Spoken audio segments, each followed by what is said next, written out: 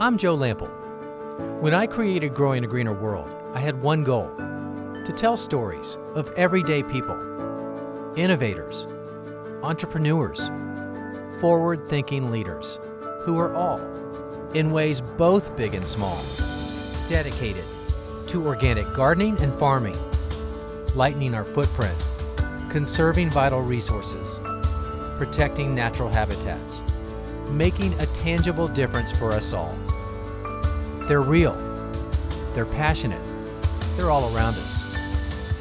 They're the game changers who are literally growing a greener world and inspiring the rest of us to do the same. Growing a Greener World, it's more than a movement, it's our mission.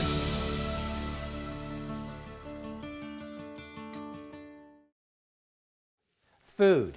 It's something most of us take for granted. We can have just about anything we want to eat in any proportion we want, any time of the year. And for most of us, we hardly give it a second thought other than what sounds good. But food is something that we eat 3 times a day, every single day. And when you think about it that way, that's a huge responsibility. From what we buy in the grocery store, to what we plant in the gardens, to the food that we put on our plate. Each and every meal has serious and long-lasting implications on our bodies, the economy, and the environment. But more and more people are realizing that the food system in this country has become just too complicated to be sustainable, and that a shift is desperately needed. Well, we found a place that's changing the way that communities eat, and just maybe changing the way that America thinks about food.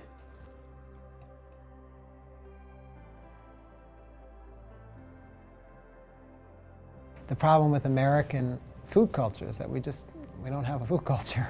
But it's because we're a rich agriculture culture. I mean, we came over here to virgin soil and temperate climates and huge geography, huge, unimaginable land masses that produce just a heck of a lot of food. And so we weren't forced into the kind of negotiations that peasants in Europe and in Asia were forced into for thousands of years. That they were eking out what the land could provide, and then making meals and eventually cuisine and eventually culture out of that correspondence. I think part of the problem of why we have the lack of food culture we have today is because we were never forced into the kind of decisions that every other culture in the history of the world has been forced into. That's an exceptionally high-level way to think about food. But Dan Barber knows food at an exceptionally high level. The world-renowned chef, author, and culinary innovator has won multiple James Beard Awards, served on President Barack Obama's Council on Physical Fitness, Sports, and Nutrition, and has even been named one of Time magazine's 100 most influential people in the world. And he's a big believer that modern society's appetite for everything from everywhere, no matter the season, is having devastating effects on our bodies and the planet. Unfortunately, we're exporting our diets and our expectations for a plate of food to the rest of the world. That's the problem. That needs to change. I think chefs can do something about changing, in part because what I'm really talking about is a 7-ounce piece of protein that centers your plate, twice a day, 7 days a week. That's the Western diet. That's the American diet. That's a crazy, inefficient system, and it's exhaustive on the soil. It's, again, the carrying capacity, or just cannot allow that for a growing population. And I'm not an advocate for veganism or vegetarianism, I'm not saying that. We just need to change the architecture plate. How do we think about the future of the world in a healthy, sustainable world? And how can we mimic that on our plate? Well, if you look at all the great cuisines in the world, you look at any other culture in the world, nobody, not a one, has a 7-ounce piece of protein as the calling card for lunch and dinner 7 days a week. It doesn't happen.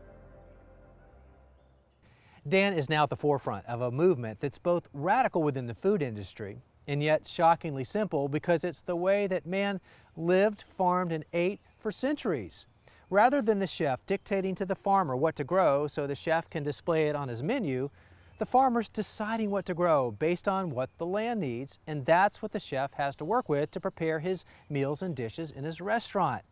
It's way beyond farm-to-table dining. It's farm-driven cuisine. And one of the best examples of that is when Dan flipped the script. When he served steaks, there were actually expertly prepared slabs of parsnips. That's more of the parsnip steak was a provocative look and say, look, these parsnips are in the ground for a year. They go through huge cold snaps, they survive, and because they survive, they've converted their starches to sugars, they've got flavor that just knocks you out. And why the hell are we putting that as a side dish to a steak? The culture has dictated that, our culture has dictated that that belongs on the side. It doesn't. And chefs know that. It sings with so much flavor. So I created a steak because it was a play on this idea that we can get as much flavor from a parsnip. We flatten it, we make it look like a T-bone, and we roast it much like a steak, and we serve it with a steak sauce, you know, so that it stands up to it, so that you feel satiated and fulfilled. And we serve it actually with a side of meat.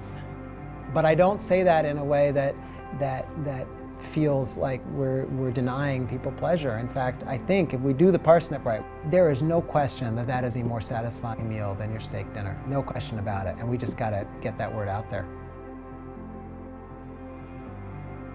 And this is the epicenter of that revolutionary message. Stone Barns Center for Food and Agriculture in Pocantico Hills, New York.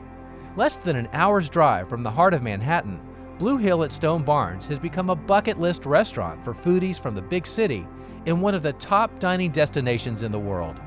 It's an experience unlike any other, an epic 4-hour meal that some nights comprises more than 30 courses. And there is no menu at Blue Hill. Dan and his team serve what's been produced in the gardens right on the property or within a short drive. It's food that couldn't possibly be more local. One of the problems with the assumption is that we need a new American cuisine. That's where we run into trouble. That's all wrong. That's like, I mean, Italy has 150 different interpretations of risotto, literally based on towns. Like, that's micro-regional. What we need actually is regional cuisines that celebrate these microclimates.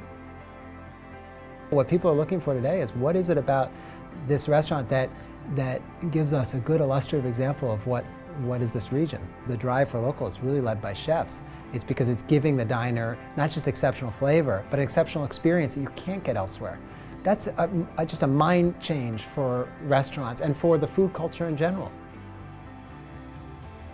Without the 80 acres of four-season farmland at Stone Barns, the restaurant simply wouldn't exist, and this new way of looking at food and farming in our society would fall flat. It takes a special individual to step up to that kind of challenge. Jack Algier has been the farm director here since 2003. The grasslands that are around me right here are part of what we call a 4-course rotation. Another name for it is a lay rotation, like the lay of the land, the open grass space. And the idea of this rotation is to have as few inputs as possible, really just seed and sheep or other grazers. We go many years in pasture, 5 years in pasture, to 1 year in grain, a season in legumes, and a year in vegetables. And those 4 courses kind of move around and make the place more productive. That's really the long-term resilience of the place, is when the soils improve on their own and when the production increases with the cycles that we have. Really feeding the soil rather than feeding the plant. That over time builds the biome, it builds this really living system. It's an unconventional approach compared to what many commercial farmers tend to do, but Jack has never been afraid to fly in the face of convention. In fact, he made waves at Stone Barns before he even clocked in on his very first day. When you got here, you showed up to the gate on your first day of work. And you were behind what? I was behind a chemical truck. I was behind an herbicide truck, which was really funny because I hadn't met anybody at this place yet. And so I stopped and I could tell it was a chemical truck, so I got out and asked the guy what he was up to, and he said he was about to spray rodeo on all the Phragmites here down in the wetlands. I thought, oh no, that's not going to happen. This is my first day on the, managing an organic farm, So I said, no, I don't think really you're in the right place. I don't think you're going to get in any trouble if you get back in your truck and just go back home. And we'll make a call, I'll help you out here. And I still hadn't even gone inside a building yet. This is You haven't even reported it. I hadn't. So so then I find my way in. I thought, whoa, this is kind of a strange start. So I walk into this board meeting full of all the designers and architects and everybody, and I said, hey, I just had to kick a herbicide truck off the property. And they were like, who are you again? Energetically, the place was looking for somebody, a risk taker, I guess. One example of those risks? Installing a massive greenhouse on top of a ½ acre of open soil in an untested attempt at true four-season farming. This is a functioning, living ecosystem with a protection around it, not a plant warehouse. So it's a very different way to consider greenhouse operations and growing. In fact, when we got to actually build the house with the professionals that came to help with this house, they had never built a greenhouse like this on top of open soil and weren't even sure how to build it with a living soil on the floor. So I had to oversee the building of this house and impose a method of farming on the inside. And I thought, what a huge risk this is going to be. So here's a very expensive space meant for industrial systems, and we're going to put in a design that is truly a resilient, holistic kind of design. And I'd have to say, after 14 years of doing this, of zero spray, we see high diversity, constant year-round production in a system that's cold. So in the winter in here, it's only 32 degrees. We allow it to get to cold chill. We have 3 cycles of rotation that go across the entire season. The crops change in each one of those major seasons, and it takes 10 years and 50 crops for the rotation to return to the same spot.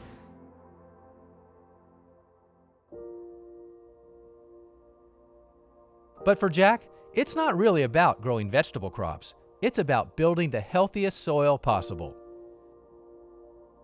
The soil is the first thing. The ecology of the space is the first thing to think about. The ecology is the slowest to adapt. So we really want to stabilize that and make it more productive for us. Once we have that in place and we know essentially the right families of crops that we can put into place, then the dialogue begins with our customer. Maybe something like, I made this dish and the vegetable was really delicious, but it wasn't the right size, or maybe it would be more suited like this, or it gave me the inspiration to make this new recipe. And then we adapt by saying, you know what, actually there's another variety we can choose. There's another timing we can apply here. So rather than having a farmer over here and a chef over here and an educator over here, it's a we. Right. We like to blur that line. We like to know each other's space. We don't necessarily want to do each other's job, but we appreciate each other. And in that appreciation is a mimicry of what's actually happening in the whole of nature, how things sort of tone together. Well, Jack thinks like a chef. We become obsessed with how we're putting together a dish.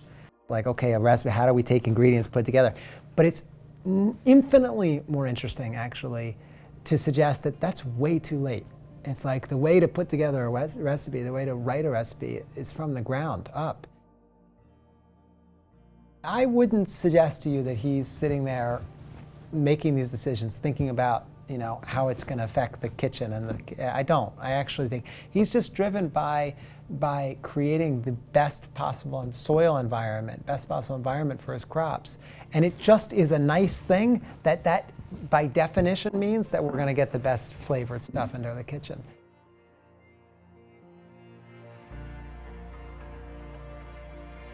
Or in other words, it's the land that should dictate what we eat, instead of our taste dictating what we grow. That philosophy is shared by Dan's brother, David, who co-owns the restaurant. If you are building soil health and getting food as a byproduct of that exercise, and you're able to sustain the population that you want to sustain through that work, then that is sustainable. That can be done in perpetuity. There's not enough of people going to farmers and saying, what I really want to buy is your demonstration of long-term sustainable agriculture, your demonstration of real stewardship of this land for generations, and prove to me that you're doing that, and whatever the offtake is from that process that you need me to buy to make sure that you continue to do that and that your children continue to do that as farmers, I'll buy it and I'll eat it and enjoy it, and it should and will be delicious. You know, that's one of the reasons we don't have menus. This doesn't work economically. If people come in here and start ordering, we're buying everything that this farm and several other farms that we partner with, everything they produce to support their entire rotation and their entire operation. And our job is to make people eat it and find that process enjoyable and delicious, and for what we're charging, somewhat hedonistic and really wonderful. That's the job of the kitchen and the chefs and the creativity. But the core of the ingredient is celebrating agriculture that is doing that kind of work. David mentioned price, and it's something you have to talk about when you talk about a meal at Blue Hill. For all the incredible work being done in both the fields and the kitchen, and for the larger importance of the message that they're working hard at Stone Barns to teach. Enjoying dinner here is a privilege, to be sure. That 4-hour meal with no menu is around $250 per person. But at that price point, David says that they're actually ensuring that their customers are the ones willing to invest in the mission and help spread the word long after they pay the check. We are in an extremely wealthy part of the country, and we sit in Westchester County. By and large, they are of that 1% of the 1%, and that is our audience. Here, we've made it clear to people that if they come, they're making an investment of time. Most of the people coming it's a big event for them. It's a pilgrimage of sorts. They're not going to the movies afterwards or have other plans. They're here for the night. They want to spend a considerable amount of time with us, an above average amount of time, even for fine dining, to really understand the stories and the thinking behind the food that's on their plate.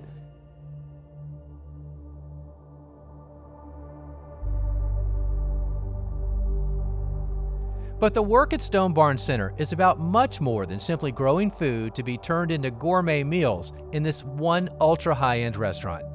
A primary thrust of the mission is educational, teaching aspiring farmers and chefs how to duplicate these techniques and take these farming and cooking methods out into the world to spread the message and hopefully kickstart a widespread change in how America thinks about food.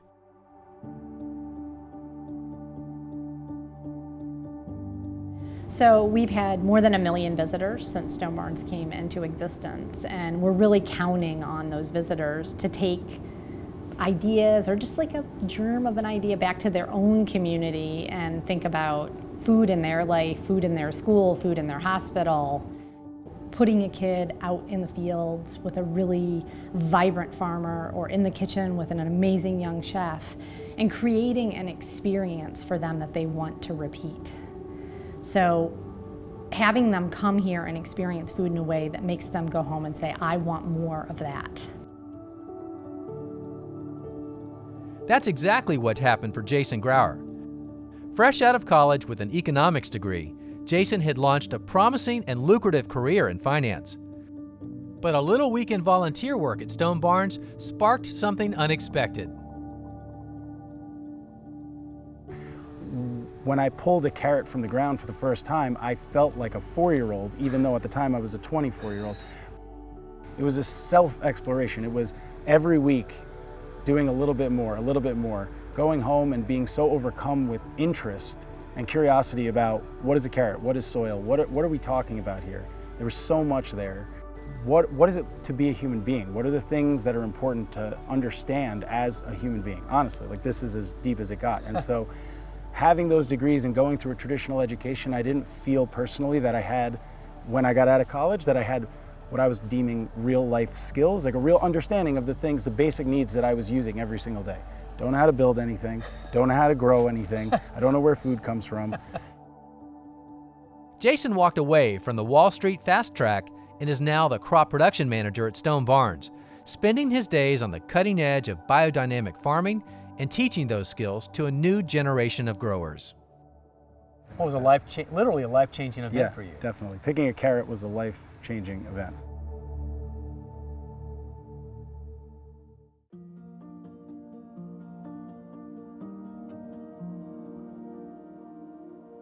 What's most alive for us here is our production farm being able to host an educational piece with young farmers. So during their time here, they get about 300 hours of actual class time. So that's a class a week based on things like technical, carpentry, welding, fencing. Then there's about a third of that that's based on the sciences, things like soil science and plant science and pathology. And so we base that sort of other third on business planning, farm visioning, learning ways to access land such as leasing, really giving farmers and people the tools to be able to have this a continuum in their life. One farm, trying to change the way an entire nation eats and thinks about food. It's a monumental undertaking, one that might seem impossible. But if you spend even part of a day at Stone Barn Center, whether it's walking the grounds on a free tour, taking part in a hands-on workshop, or sitting down to a once-in-a-lifetime meal at Blue Hill, you come away with the impression that changing the American food system is absolutely possible. That passionate optimism may be the most important thing being grown here at Stone Barns, and it's evident everywhere you look.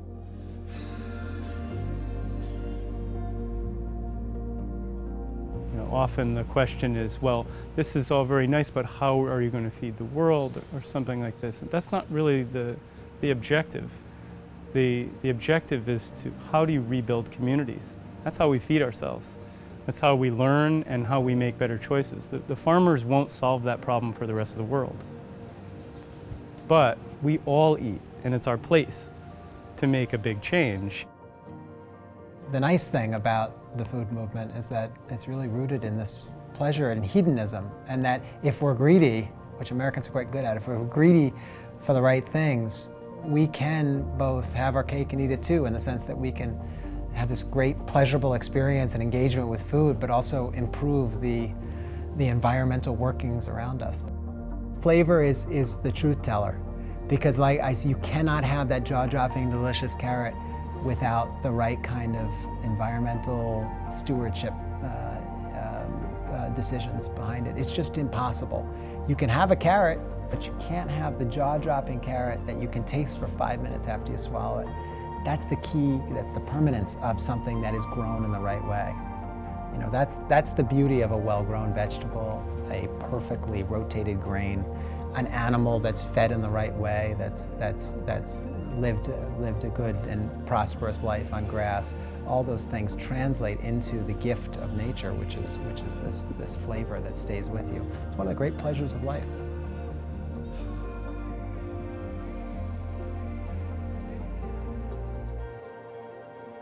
Here at Stone Barn Center in Blue Hill, we had such a wonderful opportunity to meet so many great people. We're all dedicated to sharing that message about creating more sustainable food systems by shortening that supply chain through farm-driven cuisine and sourcing those ingredients more locally and regionally, while helping us to think differently about every meal that we eat.